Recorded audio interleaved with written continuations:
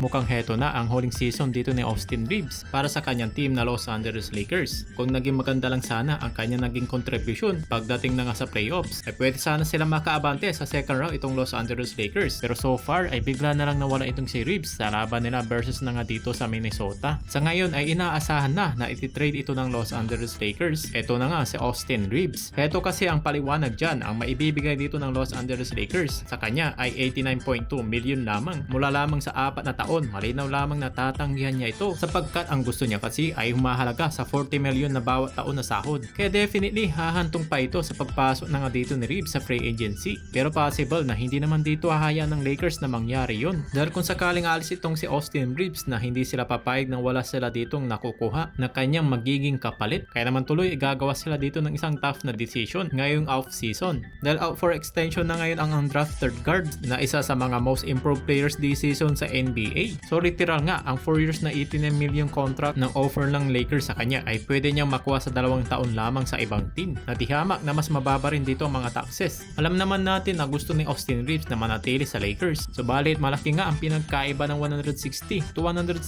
million compare na nga dito sa 89 million na kayang i-offer dito sa kanya ng Lakers. At para sa mga players na pwede na nga dito magtapos ang karir nila sa mga injury, ay kinakailangan mo na dito mag-take ng advantage habang nasa peak ka pa ng inyong karir. Kung sakali man na hindi pumirma dito ng contract extension itong si Austin Reeves sa Lakers, ay ang possible na nga dito mangyari ay iti-trade nila ito. Na mangyayari naman yan dito sa blockbuster 3-team trade sa off-season. Kaugnay yung team ng Lakers, Atlanta Hawks at Brooklyn Nets na isa sa mga inaasahan na 3-team trade na mangyayari. Diyan makikita yung mga interest ng mga teams na baguhin at palakasin ang kanilang mga roster sa darating na nga dito ng off-season. Ang Atlanta Hawks, Brooklyn Nets at LA Lakers naghahanap na ng kanilang mga iti-trade para palakasin yung kanilang prangkisa. Dahil ayon na nga dito sa report ay makukuha naman dito ng Atlanta Hawks itong si Cam Johnson na mahusay sa isang 3-point shooting. Ang Brooklyn naman marireceive naman dito sa trade mula sa Lakers na si Austin Reeves, Maxi Kleber at mula naman sa Clippers na si Terrence Mann, si Kobe Bankins at 2029 na top 5 protected pick at 2031 top 3 protected pick ng Lakers. Abay naman dito sa trade na to ay magre-rebuild itong Brooklyn Nets at dyan na rin dito magre-reunion itong si Austin Reeves at D'Angelo Russell at samantalang naman dito sa Lakers ay makukuha itong si Nick Claxton at ang 2025 na first round pick para sa New York Knicks na papunta sa Brooklyn Nets na malaki rin dito ang kanyang maitutulong para na nga dito sa Los Angeles Lakers. Eto na nga si Nick Claxton dahil merong isang Luka Doncic na magbibigay dito sa kanya ng magandang assist at mga lob threat. Diba mga pre, ano ba sa tingin mo? Na isang bagay na hinahanap na nga dito ng Los Angeles Lakers na magkaroon na nga sila ng isang sentro na alam naman natin na yan ang kakulangan sa kanila na kanila na nga dito magiging sentro itong si Claxton na kilala na bilang isang defensive player at rim protector. Well, abangan naman natin kung matutuloy ba itong 3-team trade na to sa parating na nga dito ng off-season.